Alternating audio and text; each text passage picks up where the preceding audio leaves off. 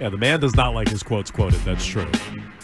Although tomorrow, if they lose tonight, lot riding on it. Lot on the plate tonight. If they lose tonight, we'll be talking to Curran 25 hours from now. Woo! And he can take a little mini victory lap, I guess. Not really. No? Didn't predict it. Well. Just wouldn't be surprised. Yeah, he wouldn't be like surprised. Hunter Henry when asked about, he's like, I expected that, guys. The Sixth Sense. If he's similar to that. I wasn't surprised, but. Good point. Good weekend for Curran, though. The Vikings didn't look any better without J.J. McCarthy, so that's a win. No, that seems to be the same. that's a wash. Trending up for him. Spider-Man meme, Max Brommer and J.J. McCarthy. So we'll still talk to Curran tomorrow. We'll do tiers tomorrow. Yes. Keeper Madness tomorrow.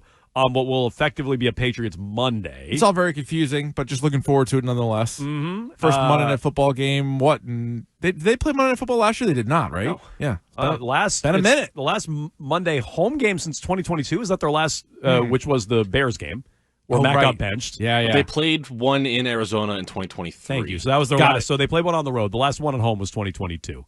When Matt got benched, which again was like a real fun game for like 5 minutes. Oh, yeah. You guys can weigh in 617-779-7937. Our top fives are up. Top five Friday on a Monday. All-time Giants at Jones and Keefe. We are kicking ourselves from missing 1-800-54-GIANT. Giant Glass. Yeah, listen. That's a miss. These are tough lists to put together. People like to let us know what they think we missed, Keith. Right. Including LJ in the car. Hello, LJ. Hey, guys. The giant you missed, the biggest giant that ever walked the earth, Robert Wadlow, the tallest man that ever lived, 8'11". Oh, is this the guy in the Guinness Book of World Records, LJ? Yes. I memorized that book as a kid. I am familiar with that guy. 8'11"? Holy mackerel.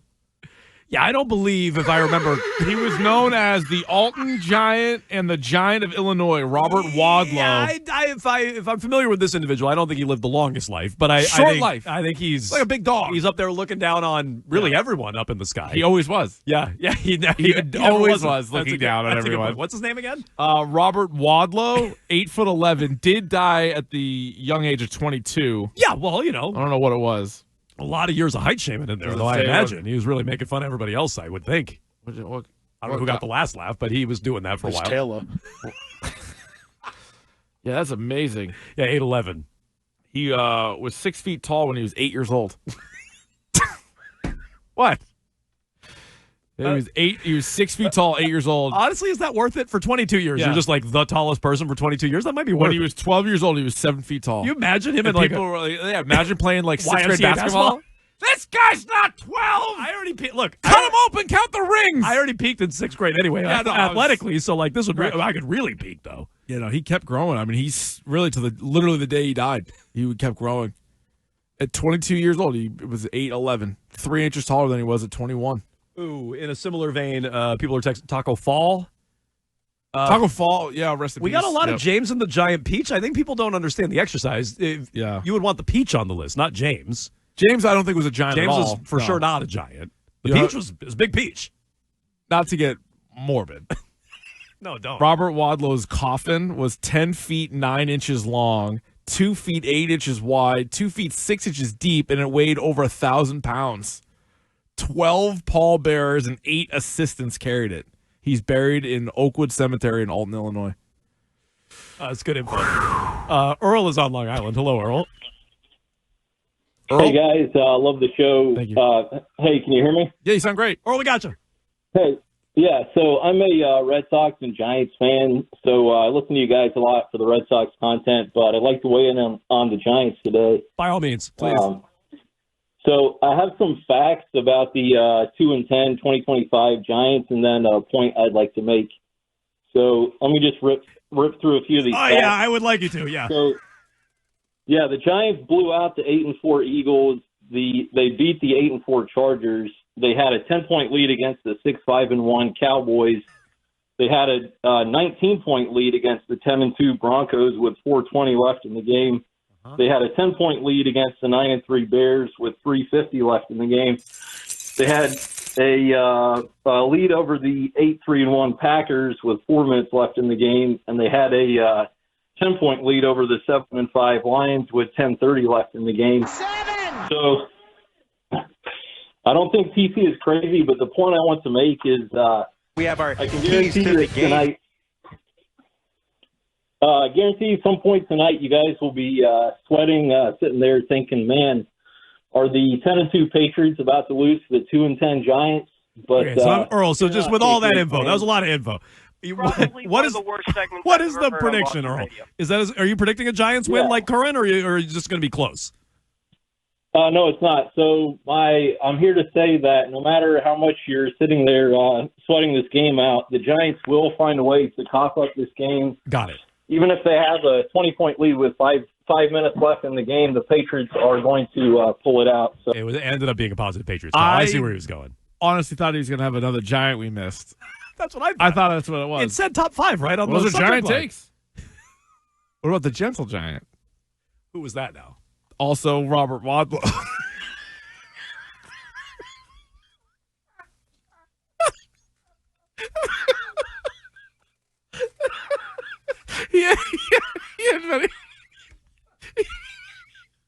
He had many nicknames. Oh, what else? Yeah. What else he had? Short life.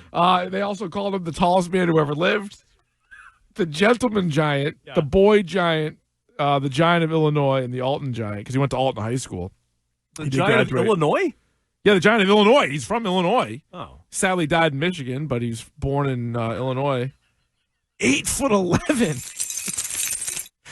Yeah, that's the first time I think we've had a caller call in just with their own keys to the game. No, that was good. That was great. Early keys. Look, man, those are usually Fridays, so you want to get in line for those early. All right, good stuff. Top 5 Monday here on Joe. We should do this more often. It's a good start to the week.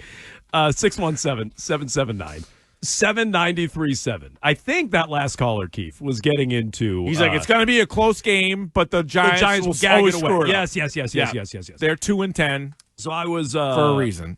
I was glancing at an article on ESPN, by Seth Walder, Yep. who wrote, how much of a gap between the Giants and the Patriots is driven by their schedules? A lot of schedule talk with the Pats. Oh, boy.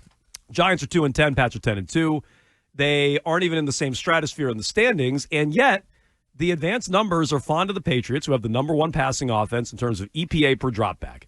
But ESPN's Football Power Index, Keith, the FPI, FPI, huh? still believes there's a much smaller gap between these two teams playing Monday because of the strength of schedule. No team has played an easier schedule than the Patriots, and no team has played a harder schedule than the New York Giants. How about that? And on the snaps with rookie quarterback Jackson Dart is on the field, their team's EPA is roughly tied with the Seahawks for 10th most efficient. So in other words, when Dart's out there, they've been pretty good. Maybe that's masked because they played a tough schedule. The Pats aren't quite as good as you would think. That's masked because they played an easier schedule. So what is the gap between these two teams? I think the gap's still pretty significant. I think if they're the Giants, they're clearly they themselves weren't just looking at the strength of schedule. Otherwise, they wouldn't have fired their coach, right? So they fired their coach, and also Jackson Dart has missed a bunch of games. He's back. I think it's really for a matter of time. Like, he reminds me of Anthony Richardson, where it's like he's out there, then he's going to get hurt. He's out there, then he's going to get hurt.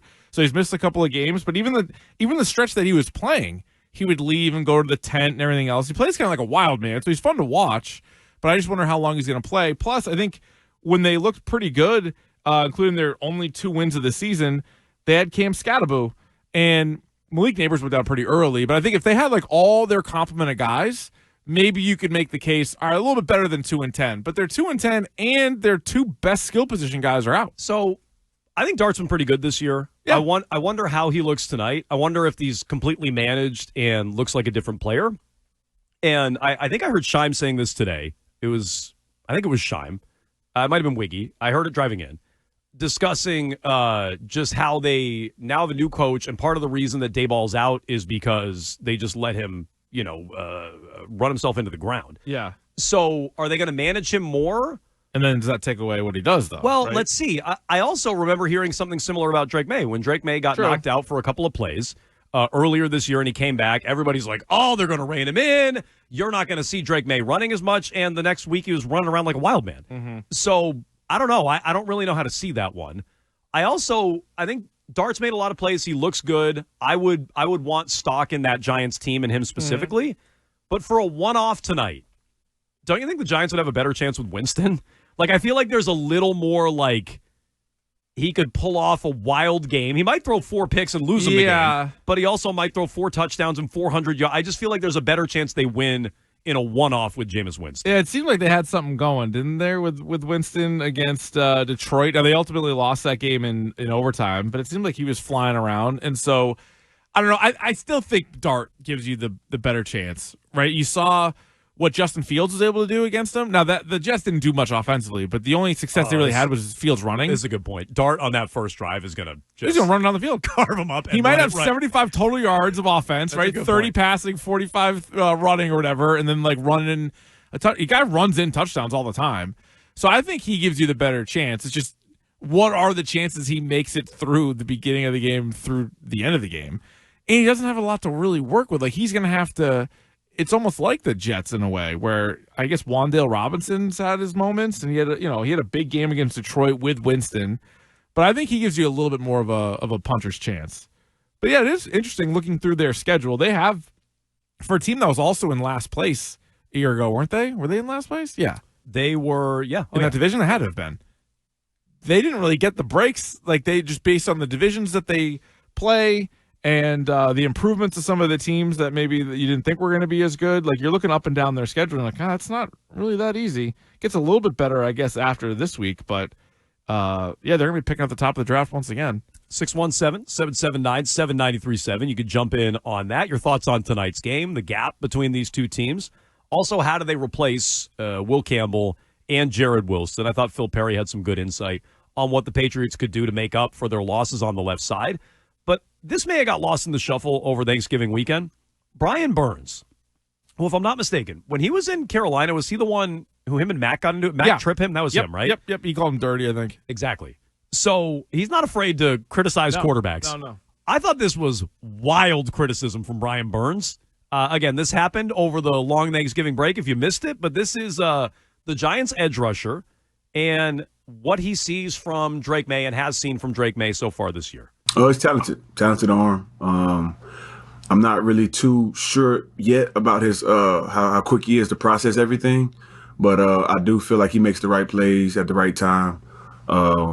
He does seem a bit poised in the maybe a little bit too poised in the pocket, but just overall, he's been showing his talent for sure. Okay, so timeout. What do you mean about you're gonna hear the follow-up question here because everybody probably thought the exact same thing when you heard that. What do you? Too poised? Mm-hmm. What do you mean too poised? So they follow up here, and he keeps going. What do you mean about too poised? I think folks have said that about Jackson Dart a little bit too. Of maybe there's a little bit of how do you sort of exploit that as a defender? Really just getting to him, like hitting his blind spots, like his backside. Like I feel like at times he's so caught up in making the right play, or getting so caught up in his routes downfield, he just forgets about somewhat of who's rushing him, if that makes sense. Like what I mean by poise, it could be a bad thing, could be a good thing. But what I mean by poise is that he takes his time and he makes the right reads and, he tries to make the right play. It can also bite you in the butt at a certain amount of times if, you got edge rushers coming and you're not really too cognitive of where they are. You sure about that? Okay, so like I sort of get what he means, but then too. Trying to explain it, like it's hard to explain that. And I don't even think he meant it like as an insult. But I also understand the follow. In a weird way, I kind of get everything that's going on. Honestly, I think Drake Maye's kind of said some of this about himself when he's like, I'm holding on to the football too long, trying to make plays. That's why the sacks are on me. He said that before. So I think that's what Brian Burns is trying to say.